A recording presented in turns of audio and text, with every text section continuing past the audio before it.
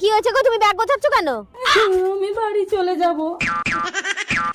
কেন, কি হয়েছে? সেটা জামাইকে জিজ্ঞাসা করে দেখ। এই কি হয়েছে গো? আরে তোমার মা বাথরুমে স্নান করছিল, আমি মনে করেছি তুমি, দরজা ভেঙে ভেতরে ঢুকে গেছিলাম।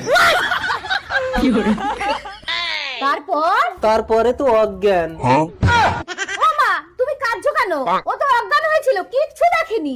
আমি মুখ পুড়ি, জামাই অজ্ঞান হয়নি, আমি অজ্ঞান হয়ে গেছিলাম। তারপরে তো আমিও অজ্ঞান। তারপর জ্ঞান ফিরে জামাইয়ের বুকে কান পেতে শুনি জামাইয়ের ধুকধুকানি বন্ধ। তারপর তোর শীতের সিঁদুর বাঁচানোর জন্য জামাইয়ের মুখে মুখ দিয়ে দম দিতে হলো।